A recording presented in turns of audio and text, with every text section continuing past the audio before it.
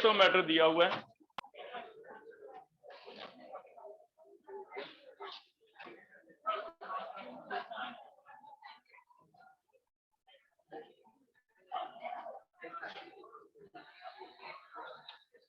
Main इसमें से states of matter में से हमें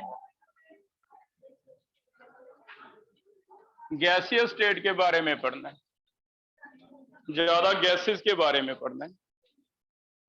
मेन चैप्टर जो है वो गैसेस के बारे में है, गैस के करैक्टरिस्टिक के बारे में है। गैसेस कुछ एक लॉज फॉलो करती हैं, उन गैस लॉज के बारे में है, और वो जनरल डेली लाइफ में आप एक्सपीरियंस कर लेते हो। सिंपल से लॉज हैं कि जैसे गैस है, किसी गैस को कंप्रेस करो मींस प्रेशर लगाओ तो वॉल्यूम क्या हो जाता है, कम। तो प्रेशर बढ़ा, वॉल्यूम क्या होगा, कम होगा।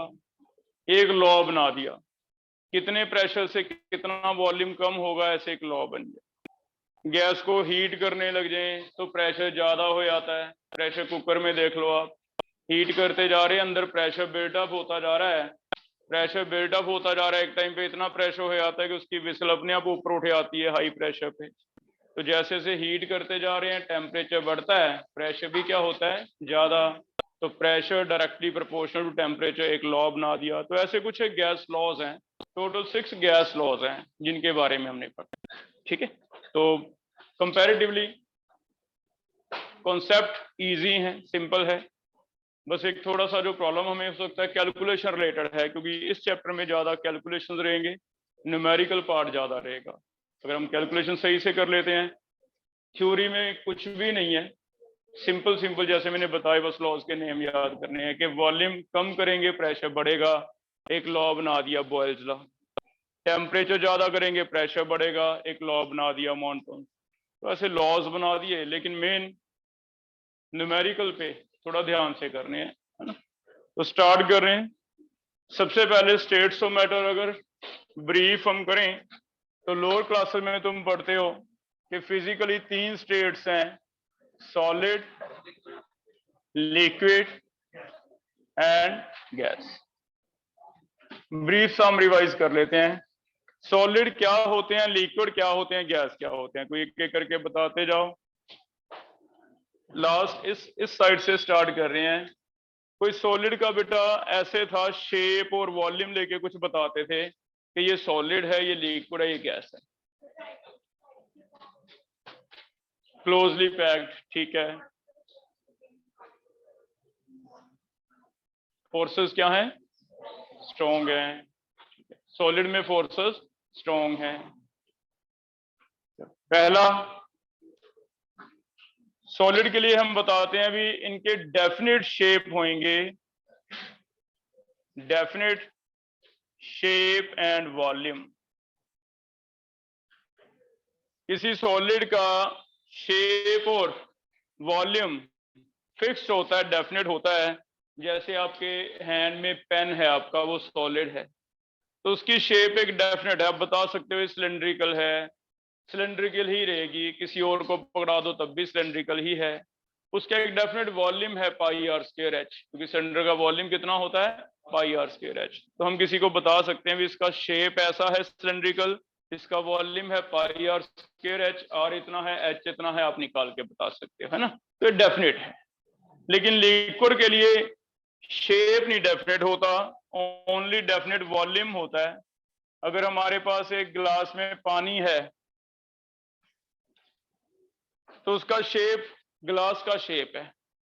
अगर वो पानी आपने ग्लास वाला किसी कटोरी में डाल दिया तो वैसा ही शेप ले लेगा, अगर किसी फ्लास्क में डाल दिया वैसा ले लेगा, अगर किसी स्क्वायर में डाल दिया तो वैसा ले लेगा। तो इनका कोई डेफिनेट शेप नहीं है, आप ये नहीं बता सकते भी इसका शेप कैसा है ना। तो शेप डेफिनेट नहीं है, लेकिन हाँ वॉल्यूम आप डेफिनेट बता सकते हो। आप कह सकते हो कि मेरे पास 100 ml पानी है, वो 100 ml पानी 100 ही रहेगा, चाहे मैं ग्लास में डाल दूं तब भी 100 है, चाहे मैं बोतल में डाल दूं तब भी 100 है, 100 नहीं चेंज होगा। लेकिन हाँ शेप ग्लास में है तो ग्लास की शेप है, बोतल में है तो बोतल की शेप है। तो डेफिनेट शेप नहीं है, लेकिन डेफिनेट क्या है, वॉल्यूम। लेकिन गैस के केस में ऐसा कुछ भी नहीं। अगर गैस एक बैलून में भर दें, हम बैलून में गैस भर दी तो बैलून आप हल्का सा कंप्रेस करो, पहली बात तो शेप बैलून की है, उसका खुद का शेप कोई है ही नहीं, बैलून कैसा है वैसी ही शेप ले लेगा। दूसरा, बैलून का जो वॉल्यूम है उसी गैस को आप ट्रांसफर करके किसी छोटे सिलेंडर में भर दोगे तो उसमें भी गैस आ जाएगी, क्योंकि गैस क्या है, कंप्रेसिबल है, बीच में खाली स्पेसेस हैं, हल्का सा प्रेशर लगाओ, गैस कंप्रेस करके ज्यादा वाली को आप थोड़ी जगह में भी भर सकते हो। तो गैस का वॉल्यूम भी डेफिनेट नहीं है। मैं ये नहीं कह सकता कि मेरे पास 100 ml गैस है, क्योंकि 100 ml ये नहीं पता, तुम किसी छोटी फ्लास्क में भर दो तो वो 50 ml रह जाएगी, तुम किसी बड़े में भर दोगे तो जितना उसका वॉल्यूम है उतना ही हो जाएगा। इट मींस गैस के केस में वॉल्यूम भी फ्लास्क पे डिपेंड करता है, जिस फ्लास्क में आप रख दोगे वो पूरे का पूरा फ्लास्क का वॉल्यूम उसका बन जाएगा। इस बोतल में गैस पड़ी है, इस बोतल में गैस पड़ी है 1 लीटर है, ये गैस मैं पूरे रूम में भर दूं तो सारे रूम में फैलेगी, ऐसे नहीं कि 1 लीटर में ही रहेगी, तो पूरे रूम का वॉल्यूम उस गैस का वॉल्यूम हो जाएगा। मींस गैस का अपना ना तो कोई वॉल्यूम है ना ही क्या है, कोई शेप है, तो कुछ भी डेफिनेट नहीं रहता। तो पहले हम यहां से पहचानेंगे गैस के लिए no definite volume, no definite volume और शेप, कुछ भी डेफिनेट नहीं है। ठीक है, तो पहला पॉइंट समझ आया। तो पहले हमने किसी को ये बताना है भी तुम ऐसे पहचान करो, ये सॉलिड है ये लिक्विड है, दोनों डेफिनेट है बता सकते हैं तो सॉलिड, सिर्फ वॉल्यूम बता सकते हैं तो लिक्विड, कुछ भी नहीं बता सकते हम कहते हैं गैस। ठीक है, अब आते हैं कि कौन सी फैक्टर्स हैं जो सॉलिड लिक्विड गैस बनाते हैं। अब तुम लिख सकते हो इनमें मेन जो फैक्टर है वो इंटरमॉलिक्यूलर फोर्सेस का है। सॉलिड में इंटरमॉलिक्यूलर फोर्सेस बहुत ही स्ट्रॉन्ग रहते हैं, इंटरमॉलिक्यूलर फोर्सेस स्ट्रॉन्ग हैं, लिक्विड में कंपैरेटिवली वीक हैं, इसमें नेग्लिजिबल हैं, है ही नहीं, मान के चलो है ही नहीं है फोर्सेस, इसीलिए गैस जितने बड़े फ्लास्क में भर दोगे उतने फ्लास्क को ही फैल जाएगी, सारा भर देगी, क्योंकि गैस के मॉलिक्यूल में आपस में कोई अट्रैक्शन है ही नहीं। सॉलिड के मॉलिक्यूल टाइटली पैक्ड हैं, आपस में स्ट्रॉन्ग फोर्सेस हैं, हिल नहीं सकते, मूव नहीं कर सकते, ट्रांसलेशनल मोशन जीरो है। ट्रांसलेशनल मोशन मतलब आगे टू एंड फ्रो जाना, वो जीरो है। लिक्विड में थोड़ा बहुत हिल सकते हैं, ट्रांसलेशनल मोशन हो सकता है, लेकिन गैस में बहुत ज्यादा मूवेबल हैं। अगर गैस यहाँ पे परफ्यूम की बोतल है, थोड़ा सा यहाँ पे लगाएं तो गैस पूरे रूम में फैल जाएगी, आपको परफ्यूम का जो स्मेल है वो पीछे तक भी आएगा। इट मींस गैस के मॉलिक्यूल इतना जल्दी मूव करते हैं, रीजन उनमें फोर्सेस बिल्कुल ही क्या है, नेग्लिजिबल, आपस में मॉलिक्यूल एक दूसरे को खींच के नहीं रख सकते, अट्रैक्शन है ही नहीं। तो अट्रैक्शन के बेस पे हम ये कह सकते हैं भी इसमें अट्रैक्शन सबसे ज्यादा स्ट्रॉन्ग है, इसमें है ऐसा नहीं है लेकिन वीक है, लेकिन इसमें तो नेग्लिजिबल है ही नहीं, नो इंटरमॉलिक्यूलर फोर्सेस। ठीक है, अब पैकिंग की बात करते हैं, जैसे फर्स्ट उन्होंने बताया था, तो हम कहेंगे कि मॉलिक्यूल्स की जो पैकिंग है या पार्टिकल्स की जो पैकिंग है बहुत ज्यादा क्लोज पैकिंग है, क्लोज पैकिंग ऑफ, मैं एक वर्ड यूज कर रहा हूं, कॉन्स्टिट्यूएंट पार्टिकल्स। कॉन्स्टिट्यूएंट पार्टिकल्स में बी एटम्स, में बी मॉलिक्यूल्स, में बी आयंस, जैसे आयनिक सॉलिड में क्या है, आयंस, तो मैं एटम की जगह ज्यादा बेटर वर्ड ले रहा हूं, constituent particle. They may be molecule, may be atom, may be ion, कुछ भी हो सकते हैं, मे बी कर्नल्स, अगर क्या आते हैं मेटल्स, तो इसलिए एटम नहीं यूज किया, क्या यूज किया है, बनाने वाले जो पार्टिकल हैं। ठीक है, इसमें लूज पैकिंग मानी जाती है कंपैरेटिवली, इसमें है ही नहीं कोई पैकिंग, नो पैकिंग, ऐसा है ही नहीं कि एटम एक दूसरे के ऊपर स्टैक करके हम रखें, कोई पैकिंग हो ही नहीं रही है ना, there is no packing at all. Next,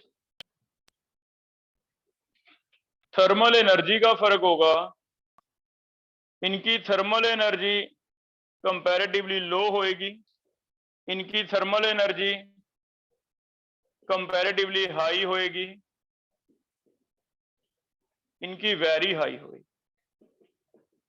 और मेन अलग से इंपॉर्टेंट पॉइंट बना के लिख लो, गैस के लिए थर्मल एनर्जी अगर ज्यादा है इंटरमॉलिक्यूलर फोर्सेस से,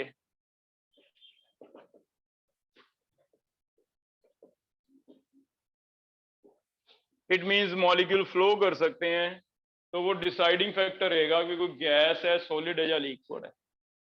हर एक सब्सटेंस में जो एटम्स हैं, जो मॉलिक्यूल हैं, उनके पास अपनी एक काइनेटिक एनर्जी है बेटा, हाफ mv², और वो काइनेटिक एनर्जी हीट पे डिपेंड करती है।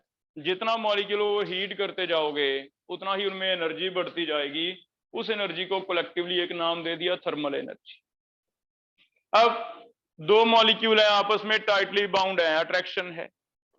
अगर तो उनमें थर्मल एनर्जी अट्रैक्शन को क्रॉस कर गई फिर तो वो टाइट बाउंड नहीं रहेंगे, कोई इधर जाएगा कोई इधर जाएगा, मूव करने लग जाएंगे।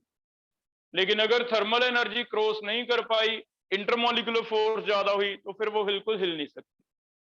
बिल्कुल हिल नहीं सकते मीन सॉलिड स्टेट वाला केस आ गया। सॉलिड स्टेट में इंटरमॉलिक्यूलर फोर्स ज्यादा स्ट्रॉन्ग है, थर्मल एनर्जी क्या है, वीक है, तो हिल नहीं सकते।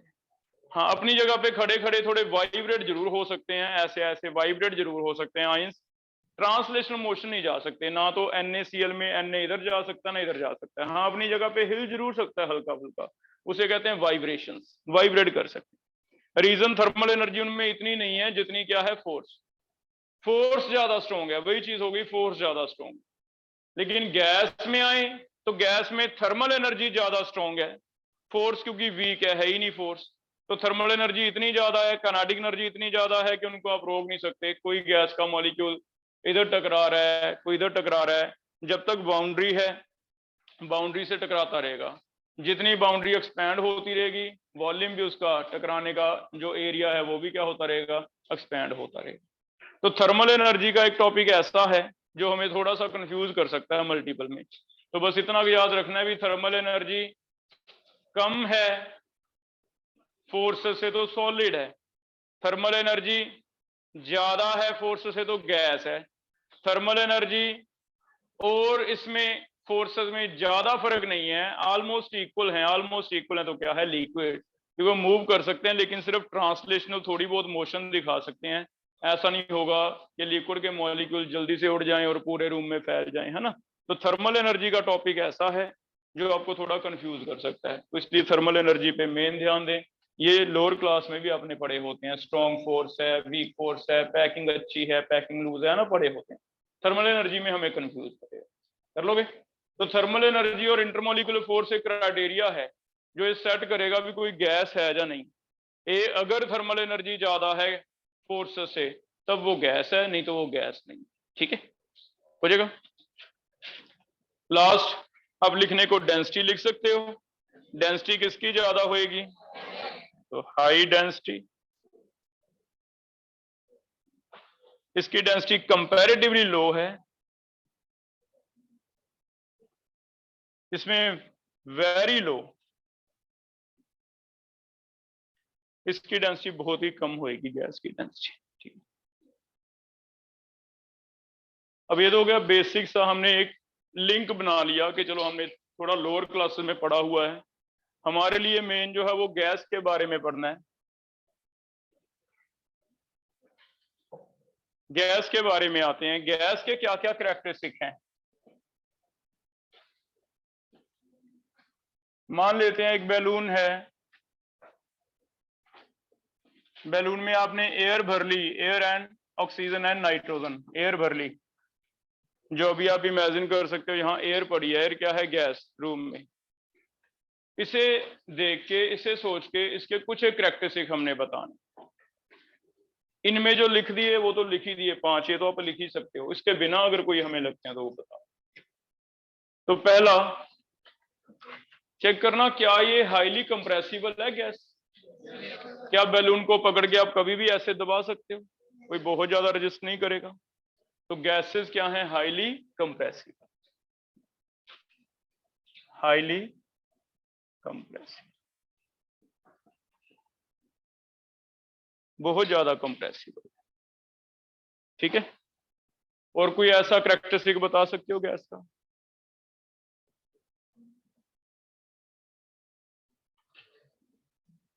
Show property of diffusion, show property of diffusion.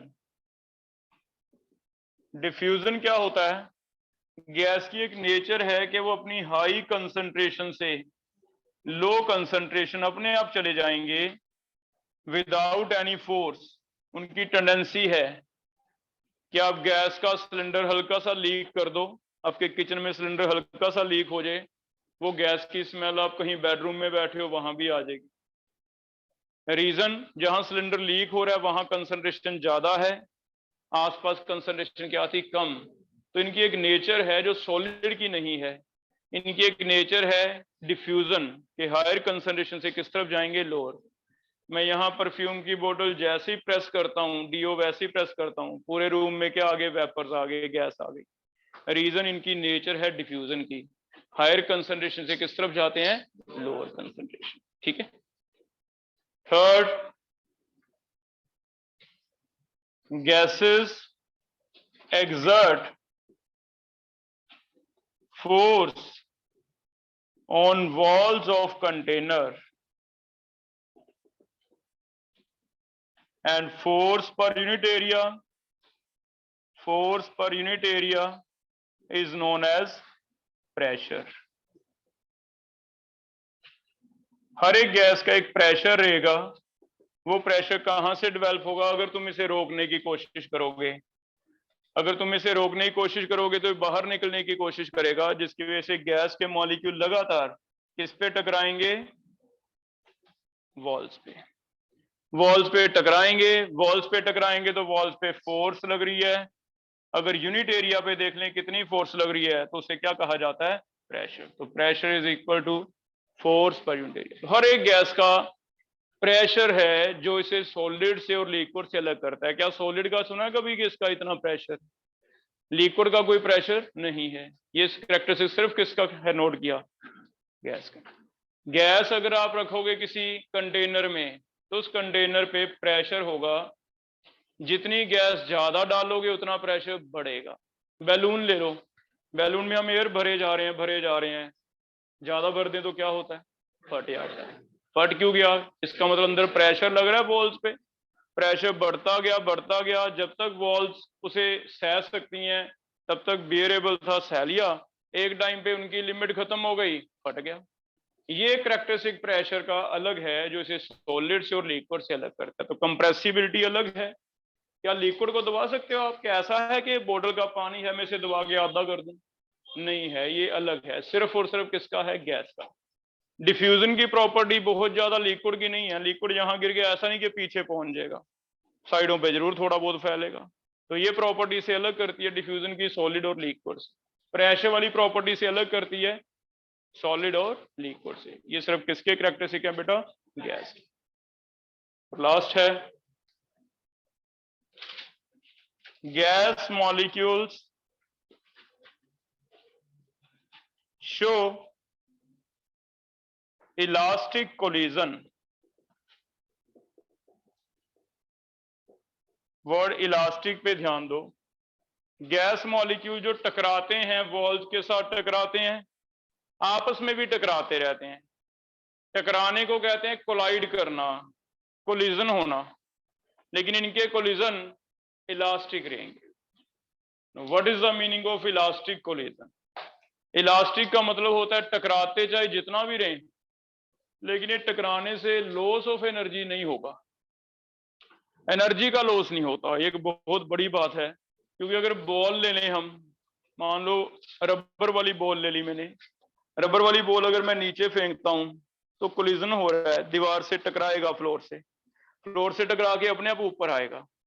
लेकिन आप क्या देखते हो, हर बार जब वो ऊपर आता है तो उसकी हाइट सेम नहीं होती, कम कम कम। रीजन, हर बार टकराता है, टकराने से कुछ ना कुछ एनर्जी लॉस होता है। अगर टकराने से जनरली नॉर्मल जितने भी आप कोलिजन फेस करोगे डेली लाइफ में, वो नॉन इलास्टिक हैं, उनमें कुछ ना कुछ एनर्जी लॉस होगा, एटमॉस्फेयर में चल जाएगी, एनर्जी सराउंडिंग में चल जाएगी। इलास्टिक कोलिजन सिर्फ इसमें है, गैस में। गैस मॉलिक्यूल जो आपस में टकराते हैं ये ऐसा नहीं करते, ये नॉर्मल से अलग है फीचर इनका। इनके कोलिजन क्या है, इलास्टिक। इलास्टिक का मतलब there is no loss of energy. आप कहोगे सर ये क्यों ऐसे, कैसे पता चलेगा, प्रूव कैसे करें? तो आपके सामने है भी। अगर ये इलास्टिक ना होते इमेजिन, तो फिर जब भी वो टकराते थोड़ा थोड़ा स्लो होते आते, क्योंकि उनकी एनर्जी कम होती, वेलोसिटी कम होती, धीरे धीरे धीरे धीरे स्लो होते जाते। कभी ना कभी 1 दिन बाद, 2 दिन बाद, 100 दिन बाद कभी ना कभी ऐसा होता कि उनकी एनर्जी जीरो हो जाती तो गैस मॉलिक्यूल अपने आप नीचे बैठ जाते। लेकिन क्या कभी ऐसा देखा है हमने? गैस आज भर के रखो, 100 साल बाद भी गैस ही रहेगी, अपने आप तो नीचे बैठने से रही। इसका मतलब इनमें एक कैरेक्टरिस्टिक फीचर है जो नेचर के अगेंस्ट जा रहा है। नेचर में जो कोलिजन हो रहे हैं ऐसा होता नहीं। आपकी कार और स्कूटर कोलाइड किए, ऐसा नहीं होगा कि इलास्टिक है दोबारा फिर वैसे ही उतनी स्पीड पे पीछे चले गए, रुक गए ना वहीं पे टकरा के। इट मीन उनकी एनर्जी क्या हो गई? लॉस हो गई। अगर इलास्टिक होता तो जितनी स्पीड पे टकराए उतनी स्पीड पे पीछे जाते, दैट इज कॉल्ड इलास्टिक। ऐसा नहीं होता। तो ये कैरेक्टरिस्टिक भी सिर्फ गैस का है जो नेचर के अगेंस्ट जा रहा है। तो ये कुछ एक फीचर ऐसे हैं जो सिर्फ और सिर्फ किसके हैं? गैस के। पहला, बहुत ज्यादा कंप्रेसिबल है, कोई भी नहीं है, ना तो सॉलिड है ना लिक्विड, ये इन्हें अलग करता है, इन्हें खास बनाता है। दूसरा, डिफ्यूजन की प्रॉपर्टी ने खास बनाती है। इवन हम लॉ ऑफ डिफ्यूजन पढ़ेंगे, इसका एक अलग से लॉ पढ़ेंगे, वो गैसेस के लिए है। तीसरा, प्रेशर की प्रॉपर्टी खास बनाती है, ना तो किसी सॉलिड का प्रेशर होता है ना किसी लिक्विड का प्रेशर, इन्हें खास बनाता है। चौथा, गैस मॉलिक्यूल के कोलिजन जो इलास्टिक हैं ये भी इन्हें खास बनाते हैं, क्योंकि नेचर में इलास्टिक कोलिजन मिलते नहीं, ज्यादातर क्या मिलते हैं? नॉन इलास्टिक मिलते हैं। हो जाएगा बेटा? तो ये जनरल सा इंट्रोडक्शन है कि हमें थोड़ा सा चलो माइंड सेट हो जाए कि हम गैसेस के बारे में पढ़ने जा रहे हैं। क्लियर है? आगे बढ़े, नेक्स्ट पढ़ रहे हैं। नेक्स्ट लिखो, measurable properties of gas. Gas की कैलकुलेशन लॉज, जैसे मैंने आपको बताया डेली लाइफ में प्रेशर ज्यादा वॉल्यूम कम पढ़ने से पहले कुछ एक मेजरेबल प्रॉपर्टी वो पढ़ लें एक बार, होती क्या है, कैसे मेजर करते हैं, फिर हम इनके गैस लॉज पढ़ेंगे कि उनमें रिलेशन क्या है। Measurable properties of gas. Measurable properties of gas क्या क्या हैं जिन्हें हम मेजर करेंगे और जिन पे लॉज लगाएंगे? Measurable properties of gas. किसी कंटेनर में गैस रख दी, मान लो ऊपर से पिस्टन लगा दिया। पिस्टन का मतलब होता है कि मैं इसे दबा सकता हूं, ऊपर उठा सकता हूं, ये पिस्टन है। कोई ऐसा कंटेनर स्पेशल मैंने लिया जिसमें गैस रख दी, मैं इसे दबा सकता हूं, क्योंकि मैं ये बताना चाहता हूं कि कंप्रेसिबल है, दबा सकता हूं। इस गैस में अगर आप इसे डिफाइन करना चाहते हो, इस गैस के बारे में मुझे बताना चाहते हो, तो आपको मुझे क्या क्या चीजें बतानी पड़ेंगी, क्या क्या मेजरेबल प्रॉपर्टीज हैं। पहला, आप मुझे ये बताओगे भी इसमें इतनी अमाउंट है गैस की, वो आप मास बता सकते हो भी इसमें इतने ग्राम है, इतने किलोग्राम है, ऐसे। दूसरी प्रॉपर्टी आप मुझे बता सकते हो भी सर मैं इसका वॉल्यूम नोट कर पा रहा हूं, अब इसका वॉल्यूम इतना है, वॉल्यूम ऑफ गैस इतने लीटर है, 1 लीटर है, 2 लीटर है, 3 लीटर है, इस कंडीशन। तीसरा मुझे बता सकते हो इसका टेम्परेचर, आप नोट कर सकते हो भी इसका इतना टेम्परेचर है, इतने डिग्री सेल्सियस है। और चौथी एक प्रॉपर्टी आप मुझे बताओगे प्रेशर। एग्जैक्टली गैस को अगर आपने डिफाइन करना है तो मिनिमम है कि 4 चीजें आपको मुझे बतानी पड़ेंगी। आप मुझे बताओगे कि अभी जो मेरे पास गैस है, इस स्टेज पे पिस्टन हिला नहीं रहे आप मुझे बताओगे कि सर मेरे पास इतने ग्राम कार्बन डाइऑक्साइड है जिसका इतना टेम्परेचर है, इतना प्रेशर और इतना वॉल्यूम। रीजन, क्योंकि बेटा कोई एक भी चीज हिला दी आपने गड़बड़ हो जाएगी। थोड़ा सा पिस्टन नीचे चला गया, हाथ आपका लग गया, थोड़ा सा नीचे चला गया, प्रेशर भी चेंज हो गया, बढ़ गया है ना नीचे, वॉल्यूम भी चेंज हो गया, टेम्परेचर भी क्या हो गया? चेंज। इसका मतलब गैस की जो स्टेज है, गैस की जो सिचुएशन है, वो बताना इजी नहीं है। सॉलिड में ऐसा नहीं होता। अब मुझे सॉलिड का शेप बता दो, सॉलिड का वॉल्यूम बता दो कि सॉलिड है मेरे पास जिसकी इतनी लेंथ है, इतनी ब्रेड्थ है, इतनी हाइट है, मैं लेके आ रहा हूं, अब ले आओ, उतनी रहेगी, क्या कोई चेंज हो जाएगा? अब मुझे लिक्विड के बारे में बता दो कि मैं 10 लीटर कैरोसिन ऑयल लेके आ रहा हूं, तो मैं सोचूंगा ठीक है 10 लीटर लेके आ रहा है, जैसे मर्जी लाए, मुझे क्या फर्क पड़ता है। लेकिन अगर आप कहते हो कि मैं 10 लीटर गैस लेके आ रहा हूं, तो मैं कहूंगा बड़ा बेवकूफ है, इसे तो साइंस ही नहीं आती। 10 लीटर गैस लेके आ रहा हूँ क्या मतलब है? 10 लीटर तू कैसे लेके आ रहा है भाई, बता। प्रेशर क्या है, टेम्परेचर क्या है, वॉल्यूम क्या है? क्योंकि तूने थोड़ा सा भी दबा दिया, वो तो ये नहीं पता 5 लीटर मैं तेरे से लड़ता रहूंगा, मेरे 10 लीटर कहा था, तो 5 लीटर है ना? तो गैस के लिए सिचुएशन है, ऐसे नहीं है। गैस की सिचुएशन बताने के लिए हम सारी चीजें नोट करवाएंगे भी। गैस इतनी लेके आ रहे हैं, इसका इतना वॉल्यूम है, इतना टेम्परेचर, इतना प्रेशर, चेक कर लो।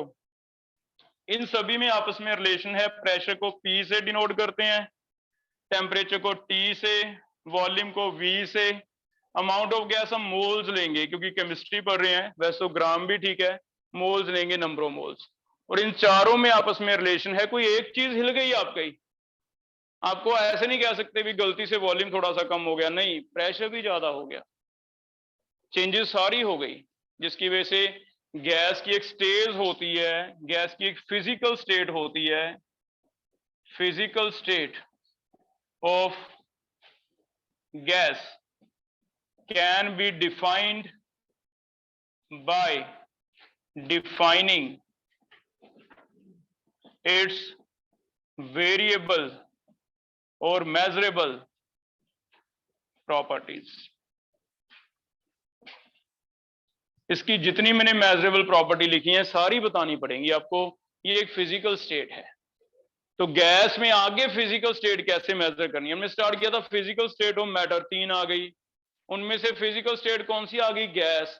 गैस की आगे फिजिकल स्टेट अगर डिफाइन करनी है, can be defined by defining it's variable और मेजरेबल प्रॉपर्टीज। वो कौन सी हैं? एक नहीं, दो नहीं, 4 हैं। आपको अमाउंट बतानी पड़ेगी कि इतने मोल्स हैं मेरे पास जो मैं लेके आ रहा हूं। आपको यह बताना पड़ेगा भी ये 1 लीटर वाले कंटेनर में लेके आ रहा हूं। आपको यह बताना पड़ेगा भी 27 डिग्री पे लेके आ रहा हूं। आपको बताना पड़ेगा भी इतने प्रेशर पे लेके आ रहा हूं। ठीक है, इनमें आपस में, इन्हीं में आपस में रिलेशन है। हम पढ़ेंगे आगे।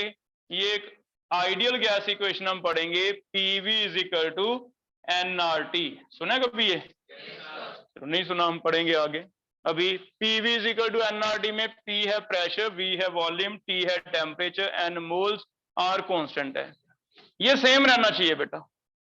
मैं जो तुम मुझे डाटा बताओगे ना, अगर एक आधी चीज हिल जाती है तो मैं ये लगा के देखूंगा सारी दोबारा से। अगर ये दोबारा से सारी सेम आती हैं, फिर मैं कहूंगा ठीक है, तुमने जो गैस मुझे कमिट की थी वही मिल रही है। मान लो तुमने प्रेशर मुझे बताया, वॉल्यूम मुझे बताया, टेम्परेचर मुझे बताया, लेकिन अभी टेम्परेचर उतना नहीं है। मैंने टेम्परेचर नया नोट किया भी तो डिफरेंट है, फिर मैं प्रेशर भी नोट करूंगा, वॉल्यूम भी। लेकिन ये अगर टोटल इक्वेशन सेम आ रही है, इट मीन समझूंगा भी ठीक है, तुमने जो कमिट किया था वो मुझे दे देगा। तो गैस की स्टेट डिफाइन करने के लिए 4 वेरिएबल हैं, pressure, volume, number of moles, temperature. ये कांस्टेंट है, इसे कहा जाता है गैस कांस्टेंट। इसे हम आगे पढ़ेंगे। तो अभी मैं सिर्फ इतना को बता रहा हूं कि गैस को स्टडी करना क्यों मुश्किल है in comparison to solid, in comparison to liquid. कभी भी आप मार्केट से सॉलिड लेके आते हो, सिर्फ 1 किलो बताते हो भी मुझे 10 किलो दे दो, मुझे 5 किलो दे दो। क्या उसका कभी टेम्परेचर, प्रेशर हम डिस्कस करते हैं? कभी आप पानी की बोतल लेके आए, आपने सीधा कह दिया भी 1 लीटर दे दो, दूध लेके आए 2 लीटर दे दो, क्या कभी डिस्कस किया भी टेम्परेचर कितना है, प्रेशर? लेकिन गैस लेके आओगे तो डिस्कस करना पड़ेगा, डिस्कस करना पड़ेगा भी इतना वॉल्यूम दो, कितने प्रेशर पे दोगे, क्योंकि वो उसी सेम वॉल्यूम कम प्रेशर पे भी दे सकता है, ज्यादा पे भी। तो अमाउंट ऑफ गैस चेंज होती रहेगी। अगर आप ज्यादा प्रेशर पे उतना ही वॉल्यूम ले आए, इट मीन ज्यादा गैस आ गई।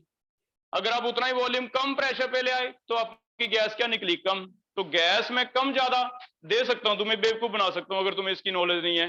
तुम मुझसे गैस मांगने आए भी टायर में भर दो गैस, कार ले गए टायर में भरवा ली गैस। अगर कुछ ऐसा सिस्टम होता कि हम गैस का भी ऐसे कहते भी 10 किलो भर दो, तो मैं तुम्हें बेवकूफ बना लेता। 10 किलो भरने के लिए टेम्परेचर, प्रेशर, वॉल्यूम की कंडीशन क्या कर देता अलग अलग, जिसकी वजह से गैस का प्रेशर, वॉल्यूम, टेम्परेचर सब बताना पड़ेगा, तभी जाके उसे आप बाय कर सकते हो, उसकी आप डील कर सकते हो। तो गैसेस के लिए मेजरेबल प्रॉपर्टीज एक नहीं है, 4 हैं। मेन चलो 3 वेरिएबल हैं वॉल्यूम, टेम्परेचर, प्रेशर। एक चेंज हो जाएगा तो दूसरा अपने आप चेंज होगा। वही क्या चेंजेस होंगे, उन्हीं के बेस पे गैस लॉज बने। ठीक है, तो आज का हमारा लेक्चर सिर्फ इतना है कि इन्हें थोड़ा निकालना सीख लें कि गैस की अमाउंट कैसे मेजर करते हैं, कैसे निकालते हैं, ये कैसे मेजर करते हैं, ये कैसे। ठीक है, एक एक कर। पहली प्रॉपर्टी लिखो, पहला है measurement of amount of gas. Gas की अमाउंट कैसे मेजर करें भी? मुझे गैस का वेट निकालना है। आपको एक कंटेनर मैंने दे दिया भरा हुआ गैस से, गैस का वेट कैसे निकलेगा? तो गैस का वेट इजीली निकाल सकते हैं। ये गैस से भरा हुआ कंटेनर है, मैं भरे हुए कंटेनर का वेट कर लूंगा, एक बार खाली का कर लूंगा। भरे हुए का कर लिया, मान लेते हैं भरे हुए का 100 ग्राम आया, खाली का ग्राम मान लो 80 ग्राम आया, 80 ग्राम। 20 ग्राम किसका था? गैस का।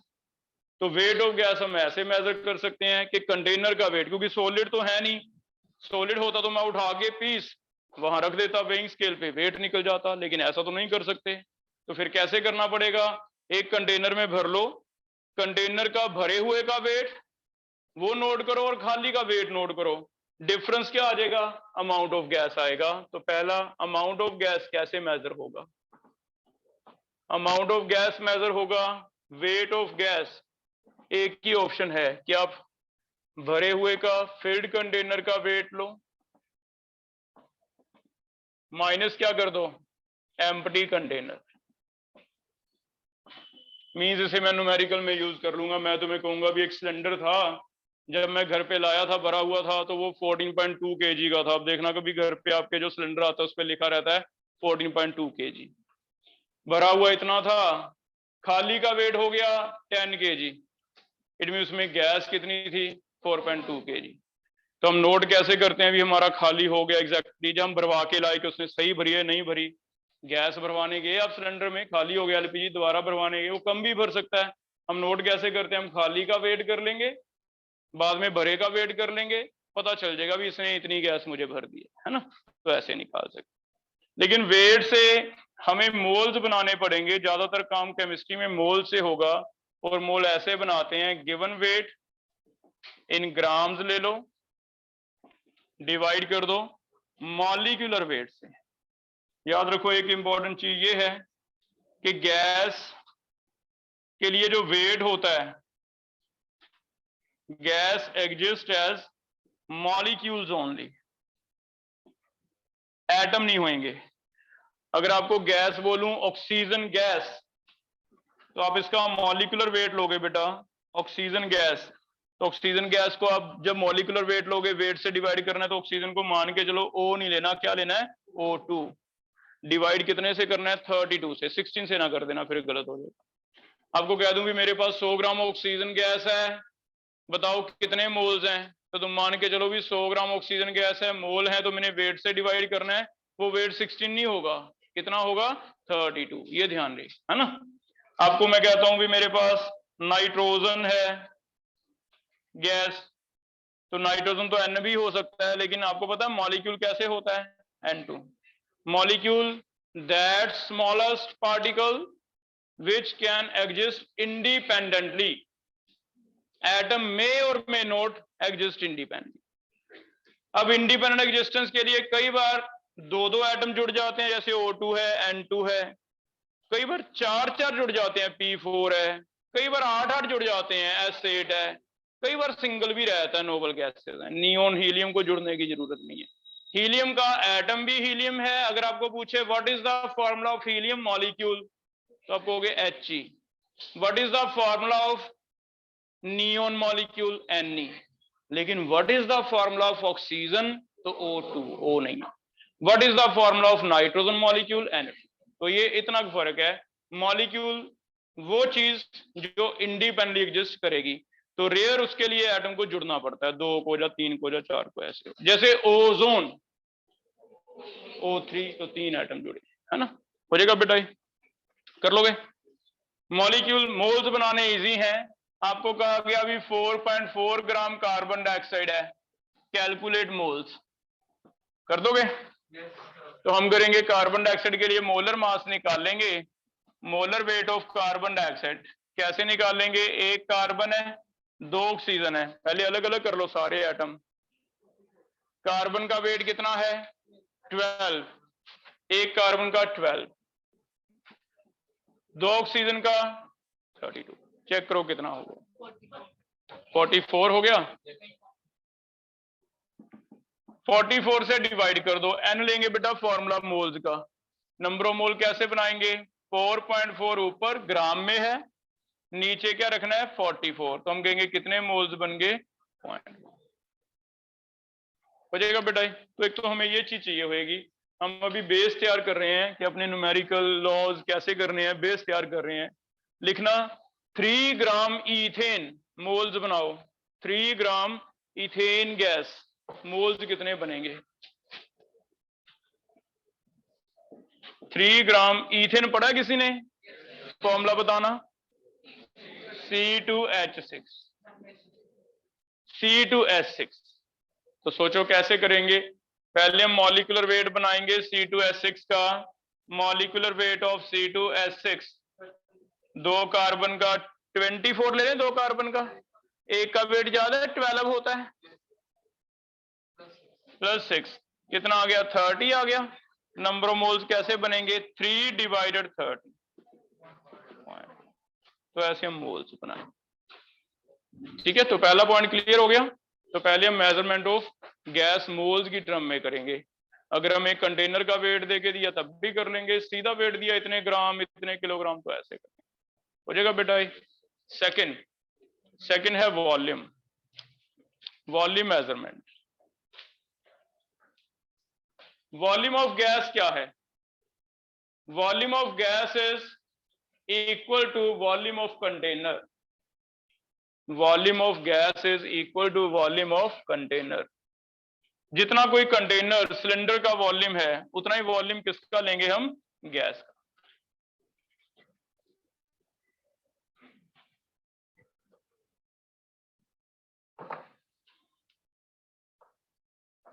Volume of gas is equal to volume of container. Container का वॉल्यूम। अगर मुझे कहता है भी 1 litre cylinder, 1 litre cylinder contain carbon dioxide, तो बताओ वॉल्यूम ऑफ कार्बन डाइऑक्साइड कितना है? 1। 100 ml कंटेनर कंटेन इथेन, तो इथेन का वॉल्यूम कितना है? 100 ml। ठीक है, तो हम वॉल्यूम इस पे ध्यान देंगे भी कंटेनर का कितना वॉल्यूम है, वो किसका होगा? गैस का। ठीक, इसमें एक चीज और हमें इंपॉर्टेंट ध्यान रखनी पड़ेगी, यूनिट्स। क्योंकि हमें ज्यादातर वॉल्यूम लीटर में लेना पड़ेगा तो हमें कन्वर्जन करनी पड़ेगी। तुम बताओ वॉल्यूम के क्या क्या यूनिट पढ़ते हो? एक तो लीटर पढ़ते हैं हम, क्या ml पढ़ते हो? रिलेशन बताओ कोई। 1 litre is equal to how many ml? 1000 ml। ठीक है, क्या सेंटीमीटर क्यूब पढ़ते हो? 1 litre is equal to 1000 centimetre cube. 1 centimetre cube और 1 ml सेम होता है। सेंटीमीटर क्यूब का मतलब एक बॉक्स आप ऐसा ले लो कंटेनर जिसकी लेंथ, ब्रेड्थ और हाइट कितनी हो? सेंटीमीटर। तो 1 centimetre into 1 centimetre into 1 centimetre, volume कितना हो जाएगा? 1 सेंटीमीटर क्यूब।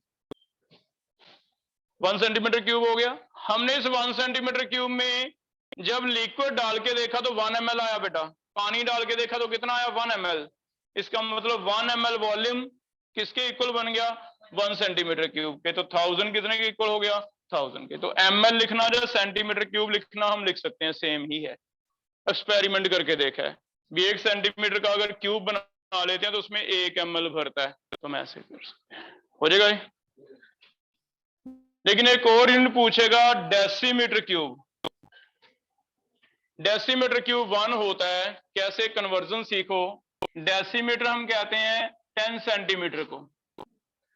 अगर हमारे पास सेंटीमीटर 10 है तो 10 सेंटीमीटर का एक बड़ा यूनिट बनाया, क्या है? डेसीमीटर। 1 डेसीमीटर है। अगर 10 सेंटीमीटर का 1 डेसीमीटर है तो देखना 1000 सेंटीमीटर क्यूब का 1 कैसे बना। तो देखो 1000 सेंटीमीटर क्यूब है, 1000 सेंटीमीटर क्यूब को मैं 1000 सेंटीमीटर क्यूब को ऐसे लिख सकता हूं 10 सेंटीमीटर इंटू 10 सेंटीमीटर इंटू 10, और हर एक 10 की जगह मैं क्या लिख सकता हूं 1 decimetre into 1 decimetre into 1 decimetre. इसका मतलब कितना बन गया 1 डेसीमीटर क्यूब। तो 1 litre is equal to 1000 centimetre cube. 1000 centimetre cube को क्या लिख सकते हैं 10 इंटू 10 इंटू 10 अलग अलग, और 10 सेंटीमीटर को मैं क्या लिख सकता हूं 1 डेसीमीटर। तो 1 लीटर या 1 डेसीमीटर क्यूब दिया जाए तो वो सेम होंगे। तो ऐसे आप मुझे बताओ, क्वेश्चन है convert 1 litre into metre cube. Options हैं 10 पर 3 मीटर क्यूब,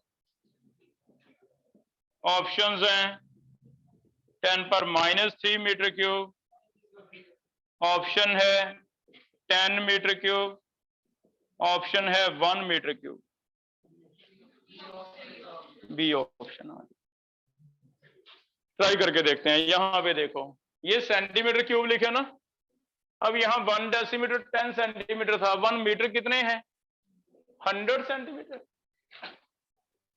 ठीक है, इट मींस अगर सेंटीमीटर के मीटर बनाने तो कितने से डिवाइड करना पड़ेगा 100 से। अब सेंटीमीटर क्यूब है मेरे पास 1000 centimetre into centimetre into centimetre. Centimetre की जगह अगर मीटर भरना है तो चेक करना सेंटीमीटर किसके इक्वल रह जाएगा 1/100 रह जाएगा। 1 सेंटीमीटर किसके इक्वल रह जाएगा 1/100।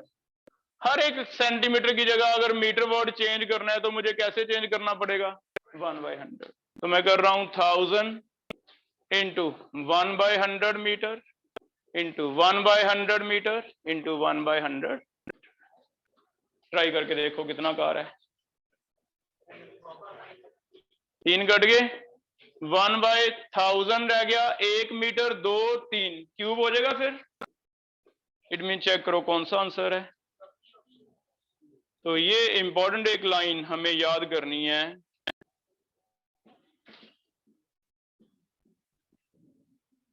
हमें ज्यादातर लीटर चाहिए होगा वॉल्यूम, लेकिन जानबूझ के आपको लीटर नहीं देगा, मैक्सिमम टाइम सेंटीमीटर क्यूब या एमएल देगा, जो कि इजी है। रेयर कभी डेसीमीटर क्यूब दे दे या मीटर क्यूब दे दे, तो आपको ये रिलेशन याद है। ठीक है, हो जाएगा। इससे हम कन्वर्जन सीख लेंगे। कर लोगे बेटा? तो यूनिट याद रह जाएंगे, ये हमें याद करके आने हैं कल तक। ठीक है, इससे हम किसी को भी किसी में भी कन्वर्ट कर सकते हैं। कैसे? जिन दो में रिलेशन है, मान लो एक क्वेश्चन है, मान लो हमें कहता है भी 10 सेंटीमीटर क्यूब है, 10 सेंटीमीटर क्यूब है, आप इसे कन्वर्ट करो इन लीटर। तो सीख लो एक बार कैसे करना है। आपको ये वाली लाइन याद करनी है। ठीक है, ये वाली लाइन याद कर ली। इसमें से किन दो में रिलेशन है, यहां से देखो यूनिट क्या क्या है, सेंटीमीटर एंड लीटर। सर्कल कर लो लीटर ये वाला, सेंटीमीटर वाला कौन सा नंबर है 1 2 3, कितना नंबर 3। आप इन्हें बेटा यहां लाइन से उठा के अलग लिख लो, 1 litre is equal to 1000 centimetre cube. लिख लिया, ये समझ आ गया। अब दिया क्या हुआ है 10 centimetre cube, 10 centimetre cube given है, सेंटीमीटर क्यूब इस साइड है, जो गिवन है उसके नीचे रखो 10 सेंटीमीटर क्यूब। पूछा क्या जा रहा है लीटर, जो पूछा जा रहा है उसे x मान लो, क्रॉस मल्टीप्लाई करो, देखो x कितना आ रहा है 1000x is equal to 10, x कितना आ जाएगा 10/1000। चेक करना 1/100, 10 पर -2 आ रहा है। आपने भी इतना ही निकाला। तो हम सिंपल एक ट्रिक लेंगे कि भाई अगर एक बार ये रिलेशन याद हो गया, जिन दो में भी रिलेशन है आपको यहां लाइन में से दो उठाने हैं, वो लिख लेने हैं। एक गिवन होगा उसके नीचे रखो, जो पूछा जा रहा है एक्स रखो, क्रॉस मल्टीप्लाई कर दो। आपका यूनिट कन्वर्जन कभी गलत नहीं होगा। सोचने की जरूरत नहीं है अभी डिवाइड करें जब मल्टीप्लाई करें क्या करें, कुछ लगाने की जरूरत नहीं है। एक इसके नीचे एक एक्स, क्रॉस मल्टीप्लाई, आंसर आ हो जाएगा बेटा। ये वॉल्यूम का कर लोगे ऐसे। लास्ट थर्ड पढ़ रहे हैं हम। थर्ड है temperature.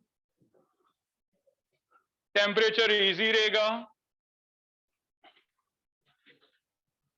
Temperature can be measured with the help of thermometer, है ना। टेम्परेचर तो कभी भी मेजर कर लेंगे हम, temperature with the help of thermometer. लेकिन टेम्परेचर मेजरमेंट के लिए डिग्री सेल्सियस होगा, याद रखो। हमें जितना भी टेम्परेचर लेना है, कभी भी केमिस्ट्री में न्यूमेरिकल करने हैं, लॉज पढ़ने हैं, temperature must be in Kelvin's. इसके यूनिट केल्विन वाले लेने हैं, और केल्विन ऐसे बनते हैं, टेम्परेचर इन केल्विन बनाना पड़ता है। डिग्री सेल्सियस दिया जाता है, ज्यादातर हम बात करते हैं यहाँ पे क्या टेम्परेचर 25 डिग्री सेल्सियस है, कल 30 था, गर्मी में 40 था, डिग्री सेल्सियस की टर्म में बात करते हैं। लेकिन केमिस्ट्री में डिग्री सेल्सियस नहीं चलेगा, हमेशा आपको हमेशा कन्वर्ट करना है केल्विन में। और केल्विन में कैसे कन्वर्ट करते हैं, जितना टेम्परेचर डिग्री सेल्सियस में है उसमें ऐड करते हैं 273। वैसे तो 0.15 है, लेकिन थोड़ा अप्रॉक्स करके 15 छोड़ दिया, हम 273 ऐड करने वाले। इससे ऐड करके टेम्परेचर केल्विन में बन जाएगा। टेम्परेचर केल्विन में मैंने थोड़ा सिंबल में चेंज रखा है, टी कैपिटल वाला रखा है केल्विन के लिए, स्मॉल टी डिग्री सेल्सियस के लिए, है ना, ता जो कंफ्यूजन। तो हमेशा आप इतना ऐड करते जाओ। आपको क्वेश्चन में मिलेगा 25 या 27 डिग्री सेल्सियस। सबसे पहले तो इसे सर्कल कर लो, मुझे चाहिए ही नहीं। जितने भी क्वेश्चन हम पढ़ेंगे, कोई भी लॉ पढ़ेंगे, कितने भी चैप्टर पढ़ेंगे केमिस्ट्री में, कहीं भी +1 +2 डिग्री सेल्सियस चाहिए ही नहीं। क्या चाहिए, केल्विन। तो हम सबसे पहले जल्दी से इसे केल्विन में कन्वर्ट करेंगे। 27 में कितना ऐड करेंगे, 273। ये क्या बन जाएगा, फिर हमारा आगे क्वेश्चन स्टार्ट होगा। तो जैसे मैंने बताया, मैं बेसिक बता रहा हूं कि पीवीएनआरटी लगाना कैसे आएगा। सबसे पहले नंबर ऑफ मोल बनाने सीखे हमने, फिर वॉल्यूम आपको लीटर्स में ही चाहिए होगा, कोई भी यूनिट दे। फिर आपको टेम्परेचर केल्विन में ही चाहिए होगा, कोई भी यूनिट दे। ऐसे कर लो। 300 ही आ रहा ना बेटा, कोई डाउट है बताइए। एक और रिलेशन लिख लो, एक फारनीट भी होता है, उसमें क्या रिलेशन है, 5/9 कर लेते हैं, डिग्री सेल्सियस पहले कन्वर्ट कर लेते हैं, 5/9 F-32। अगर कभी F दिया हो तो उसे आप डिग्री सेल्सियस में कन्वर्ट करो पहले, देन डिग्री सेल्सियस को किस में कन्वर्ट करो, केल्विन में। तो थोड़ा सा हमारा काम डिफिकल्ट हो जाए। जैसे बॉडी टेम्परेचर कितना होता है हमारा, फारनीट में बताते हैं ना कितना होता है, ये 98.4। तो ये अगर दिया हुआ है बेटा, पहले तो इसे डिग्री सेल्सियस में कन्वर्ट करो, 5/9 F-32 डिग्री सेल्सियस बन जाएगा, बन जाएगा डिग्री सेल्सियस। डिग्री सेल्सियस बन गया, माइनस या प्लस जितना भी आ गया कोई इशू नहीं है। फिर आप उसे केल्विन में कन्वर्ट। तो हमें ज्यादातर तो 100 में से 99 केसेस सिर्फ ऐसे हैं कि डिग्री सेल्सियस, आपको 273 ऐड करते जाना है। 100 में से एक केस पॉसिबल है कि आपको डिग्री सेल्सियस ना दिया हो, तो फिर थोड़ा सा काम बढ़ेगा। ये रिलेशन भी याद कर लो, इसे डिग्री सेल्सियस में कन्वर्ट करो, आप हो जाएगा बेटा। ये समझ आ गए। एक रह गया हमारा प्रेशर, तो फिर कल वाले उसमें करते हैं लेक्चर में प्रेशर कैसे मेजर करना है, ठीक है। तो पहले हम सिर्फ सिंपल चीजें सीख रहे हैं, आगे लॉज वो सिंपल, इतना पढ़ के आओ।